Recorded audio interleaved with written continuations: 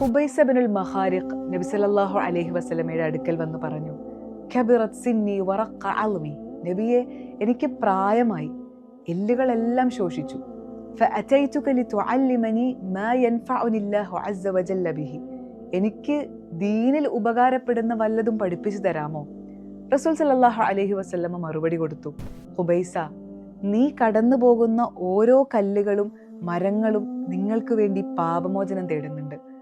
സ്വന്തത്തെ അള്ളാഹുവിൻ്റെ ദീനിന് സമർപ്പിച്ച എല്ലാ വിശ്വാസികളുടെയും കാര്യത്തിലാണ് നബി സല്ലല്ലാഹു അലൈഹി വസല്ലമ അങ്ങനെ പറഞ്ഞത്. മറ്റൊരിക്കൽ അവിടുന്ന് പറഞ്ഞല്ലോ, ഭുവനവാനങ്ങളിലെ എല്ലാവരും, മാളത്തിലെ ഉറുമ്പുകളും ആഴക്കടലിലെ തിമിംഗലവും പോലും നന്മയുടെ പ്രചാരകരായ ജ്ഞാനികൾക്കു വേണ്ടി ദുആ ചെയ്യുന്നുണ്ടാവും.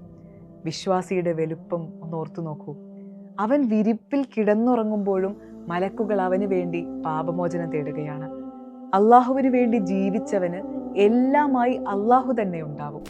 സ്വന്തത്തെ മുഴുവനായി അള്ളാഹുവിന് സമർപ്പിച്ചവന് വേണ്ടി പ്രപഞ്ചത്തെ മുഴുവൻ അവൻ കീഴ്പ്പെടുത്തി കൊടുക്കും. വിശ്വാസിയുടെ മഹത്വം നോക്കൂ. കല്ലുകളും മരങ്ങളും അവന് വേണ്ടി ദുആ ചെയ്യുകയാണ്. അവൻ മരിച്ചാൽ പള്ളിയിലേക്ക് അവൻ നടന്ന വഴികളും അവൻ സുജൂദ് ചെയ്ത ഇടങ്ങളും കരയുന്നു, പ്രാർത്ഥിക്കുന്നു. അല്ലാഹുമ്മ സബ്ബിത് അഖ്ദാമനാ അലാ ദീനിക് യാ റബ്ബൽ ആലമീൻ.